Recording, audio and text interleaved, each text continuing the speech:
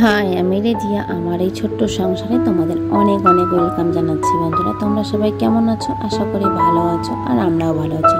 তো সকাল নিয়েই ব্লগটা শুরু করে দিলাম, দেখতেই পারছো। তো সকাল সকাল আমরা বাসি বা খালি পেটে আর কি এখন একটু ইসে খাই, কি বলে, কাজু কিশমিশ খেজুর আর ছোলা, এগুলো রাত্রিবেলায় ফুলিয়ে রাখি। তো এগুলো এখন সকালবেলা করে খাই। তো তোমাদের দাদাভাইকে ফুলিয়ে দিই। তোমাদের দাদাভাই বলছে না, দুজনে মিলেই খাবো। তো দুজনে মিলে এখন খাচ্ছি। আর টিপটা আমার ইসের মধ্যে লাগা ছিল, কানের সাইডে, ওটা আবার লাগিয়ে দিল, পড়ে গেল। আবার পুচকুসোনা একটা কালকে টিপ লাগিয়েছিল, ওর টিপটা আবার আমার হাতে লেগেছিল। তো ওটাও ইসে করতে লাগাতে লাগাতে গেল পড়ে। আজকে না সকালে এতটা দেরি করে উঠেছি, কি বলবো, অনেকটাই লেট হয়ে গেছে। একদম সকালের সমস্ত কাজও লেট হচ্ছে। তাও কিন্তু আমি তাড়াতাড়ি সময়ের মতন করেই নিয়েছি সব কাজ আর কি। দেখো ওর এদিকে বিছানাপাটি করে ওকে রেখে এখন আমি এদিকে শোকেসটা একটু মুছে নিচ্ছি। কারণ কি অনেক ধুলাবালি পড়ে, আর না মুছলে না ভাল লাগে না, একদম ধুলা ধুলা দেখা যায়। আর কুচকুচুন আমরা যখন রাত্রে খেতে বসে, এখানটায় ওর অত্যাচারটা একটু বেশি বেড়ে যায়। আর লকটা দেখছো, শোকেসটা যে আমি খুললাম না বন্ধুরা, ওই শোকেসের লকটা নষ্ট হয়ে গেছে। সেদিন আমার কাছেই ভেঙে গিয়েছিল চাবিটা। তো ওখানে জানি না কবে তোমাদের দাদাভাই ঠিক করে নিয়ে আসে। তো বলছিলাম যে বলার জন্য, যেখান থেকে আর কি আমরা নিয়েছি। তো গ্যারান্টি ওয়ারেন্টি তো সবই আছে, এখনও পর্যন্ত 5 বছর হয়নি। তো 5 বছরের গ্যারান্টি ওয়ারেন্টি দিয়েছি মনে হয়। তো এখন আর কি ওটা বললেই হয়তো ওরা লোক এসে ঠিক করে যে দিবে, আর নাহলে নিয়ে যেতে লাগবে। তো নিয়ে তো যাওয়া যাবে না, এত কিছু আছে, সব বের করে কোথায় রাখবো। তো ওর জন্য ভাবলাম এখন যদি কখন বলে না বলে, এখনো পর্যন্ত বলে নাই। আর কতদিন ধরে বলছি, তাও বলতেছে না। এখন দেখা যাক কবে বলে। তো ওদিকে যাক এসে শোকেসটা মুছে নিলাম, আর এদিকে আমি ফ্রিজটা মুছে নিচ্ছি। তো ফ্রিজে ভাবলাম মাছ আছে, মাছটা বের করে নিই। তো সেদিন তো মাছটা ধরেছিল, 2 দিন ধরে খাওয়া হচ্ছে, তারপরে কালকে তো খাই নাই। তো ভাবলাম আজকে রান্নাই, কারণ কি মাছটা বেশি থাকলে আমার ফ্রিজেও নষ্ট হয়ে যাবে। তো রান্নাঘরে রেখে এসে এদিকে একটু ড্রেসিংটা মুছে নিচ্ছি। এদিন সব মোছা হয়ে গেছে, এদিকে ঘর ঝাড়ছি। আর দিদি ফোন করেছে, দিদির সাথে কথা বলছি আর ঘর ঝাড়ছি। আর এর ফাঁকে কিন্তু বন্ধুরা আমি পুচকুসোনাকে স্নান ধান করিয়ে খাইয়ে দাইয়ে ওকে কিন্তু আমি ঘুম পাঠিয়ে দিয়েছি। কারণ কি খুব অত্যাচার করছিল। তারপরে আমি ঘরটা ঝাড়ু করছি আর কি।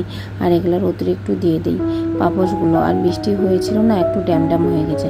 আর এই বেড়াটা কালকে তোমাদের দাদাভাই বানিয়েছে। তো আমি তো ব্লগ করার আমার ইচ্ছাটা একদম ভেঙে গিয়েছে। তো তোমাদের দাদাভাইয়ে বলছে যে ব্লগটা বানাও, কিচ্ছু হবে না।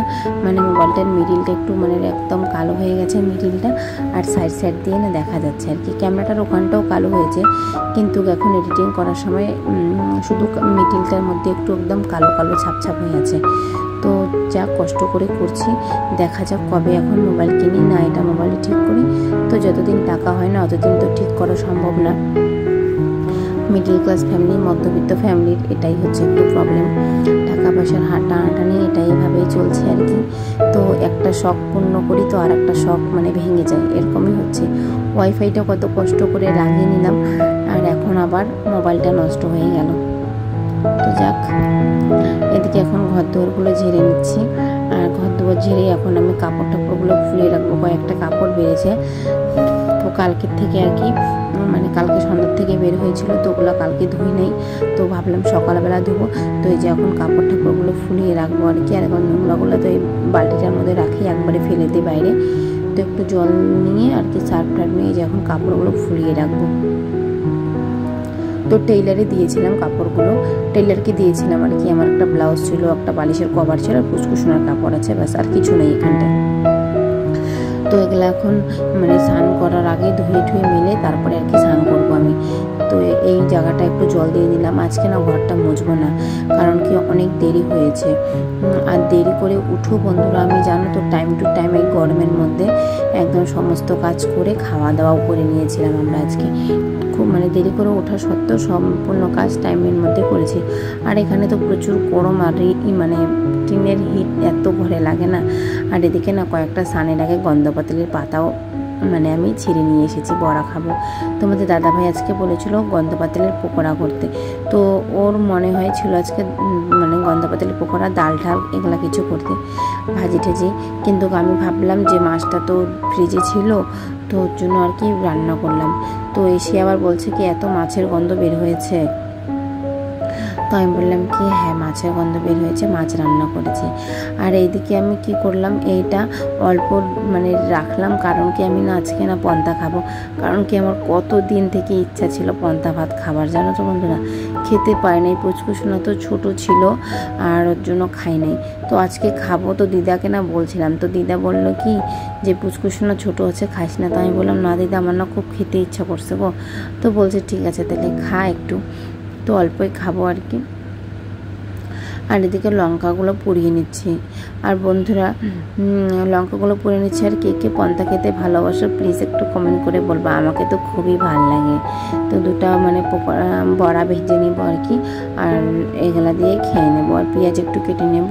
আর আজকে না তেল ছিল না, সর্ষের তেল, তো আচারের তেলটা দিয়ে আর কি খাবো আজকে আমি পন্তা ভাত।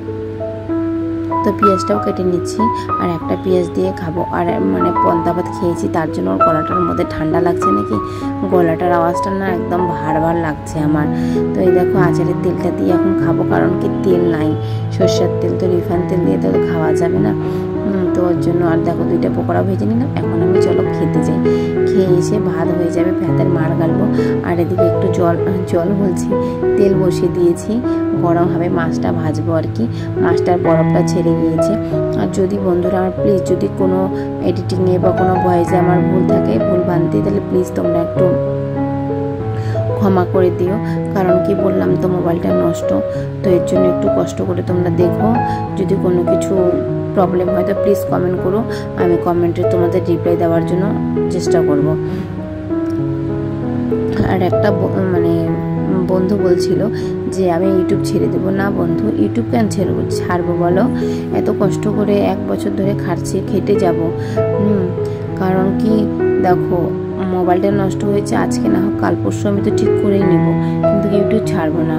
কারণ কি দেখো ইউটিউবটা এত কষ্ট করে করছি, এখন ছাড়বো না, এখন অনেক দূর এগিয়ে এসেছি। আর মাঝপথে ছেড়ে গেলে তো মানে মানুষও হাসবে না, আমি কোনোদিনও ছাড়বো না। মোবাইলটার জন্যই আর কি এই কথাটা বলেছিলাম। তো এদিকে মাছগুলো ভেজে নিলাম। আর পুচকুসোনা ঘুম থেকে উঠে মানে কি যোগা করতেছিল, তো ওকে মানে ও নিজে আবার বিছানার থেকে নিচে নেমে আসলো, আর বিছানার মধ্যে হিসু করে আসছে। তো এখন জল খাইয়ে দিচ্ছি আর কি, প্যান্টটা অন্য প্যান্ট চেঞ্জ করে এখন ওকে জল খাইয়ে এদিকে আবার মানে রান্নার জন্য আর কি মাছটা যে ভেজেছি মাছগুলো এখন বের করে আর কি মশলা টশলা দিয়ে রান্নাটা করে নেব।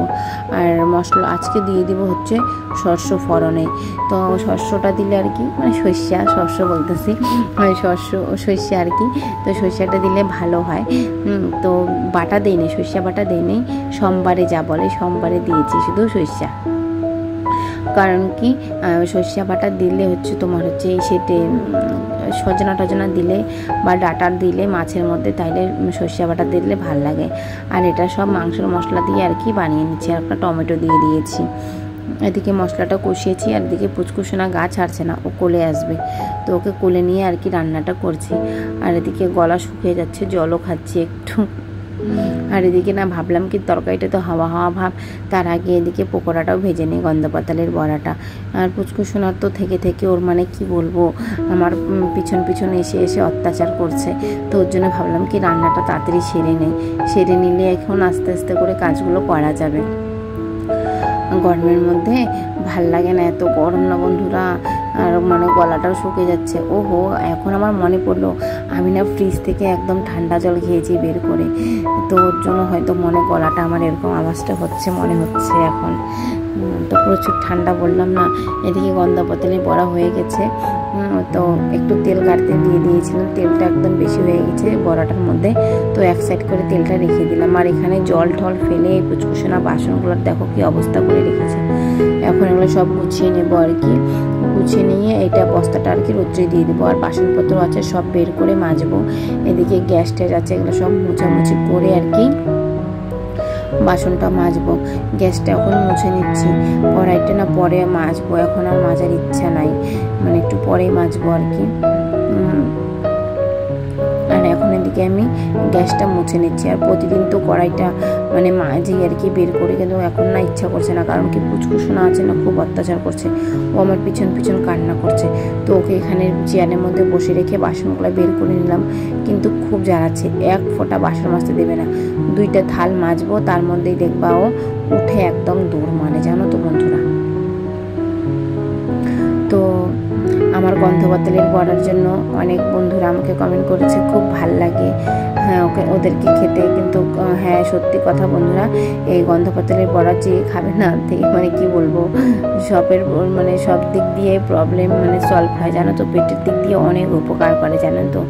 দেখো আমি ওদিকে চিল্লাচ্ছি, কিন্তু ও কাজ করে নিল। ও একদম চেয়ার থেকে নেমে হাঁটা দিচ্ছে, মানে রাস্তা যাবে। আমি তাড়াতাড়ি করে হাতটা ধুয়ে ওকে তারপরে নিয়ে এসে কমরের মধ্যে আর কি ওড়নাটা বেঁধে রেখে দেবো। কারণ কি ও দেখো জুতা পরছে, একটা ওর জুতা একটা আমার জুতা, পরে যাবে বাঁধে মানে রাস্তার দিকে যাবে। ওকে ওখানে নিয়ে এসে তারপরে ওড়না কোমরে বেঁধে আর কি তারপরে বাসনটা মেজে নেই। তারপরে বাসন মেজে আমি একটা প্ল্যান করলাম যে আজকে ওকে না মানে একটা আইডিয়া আর কি বের করলাম যে ওকে কিছু রাখার জন্য কোথাও একটা ইসে করি। তো এই যে এখানে এখন দোলনাটা পেতে নিলাম আর কি, বেঁধে তখন একটু আমি দুলে দেখছি যে ছিঁড়ে টিড়ে যাবে নাকি। আর আমার ছেলে দেখো কত না হাসছে, ও সেই হাসা দিচ্ছে। তা আমি ভাবলাম কি তাহলে ওকে এইখানে দুলিয়ে রাখবো আর আমি কাজ করব। কারণ কি ওকেও তো দেখতে লাগে, আর ও সারাটা দিন বেঁধে ওর উপরে চিল্লায়া কত আর থাকবো না বন্ধুরা। তো বাচ্চাটাকেও তো একটু এই যে দোলনাটার মধ্যে রেখে দেবো। আর একটা দোলনার তো ছিল, তো মানে কি বলবো আর, তো ওই দোলনাটার 1 বছরও খেলতে পারলো না। মানে ভালো দোলনাটা ওর মামা যেটা দিয়েছিল ওর ছাট্টির মধ্যে, তো ওটা ছিঁড়ে গিয়েছে আর কি। আর দেখো এখন দুলছে, কি আরাম নাই পাচ্ছে। তো আমার বাঁধাটা তোমার দাদা ভাইয়ের পছন্দ হবে না, উনি এসে আবার বাঁধবে, তোমরা দেখতেই পারবা। তো ভাবলাম কি এদিকে যা যা কাজ আছে কমপ্লিট করে নিই, এখন ওকে দোলনার মধ্যে রেখে এই যে ওড়না টোন্নাগুলো ওখানে বেঁধে রেখেছিলাম,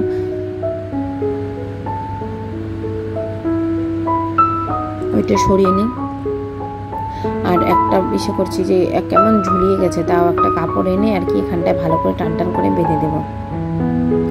তো কাপড়টা ছিঁড়ে এখানে টান টান করে বেঁধে দেবো। তো তোমাদের দাদা ভাই বলছে কি এখানটায় না দিয়ে সাইড দিয়ে দিতা। তো আমি বললাম কি ঠিক আছে, তাহলে দেখো তুমি কি হয় বাঁধো। তারপরে তোমাদের দাদা ভাইয়ে বাঁধে আর কি। আর এখানে ওকে খাইয়েও দেই। তো পুচকুসোনাকে খাওয়াই দেবো, তো ও না খেতে চায় না এখানটায়। তারপরে ওকে আবার ঘুরিয়ে ঘুরিয়ে খাওয়াবো। আর আমাদের এই যে গাছগুলো আছে মানে বাইরে যে, ওগুলো গাছ তোমাদের দাদাভাই এসে এখন কাজ করবে। কারণ কি গাছগুলো না অনেক বড় হয়ে যাচ্ছে, আর লঙ্কার চারাগুলো অনেক হয়েছে, তো ওগুলো না মানে কেমন কেমন হয়ে যাচ্ছে আর কি, মরা মরা ভাব।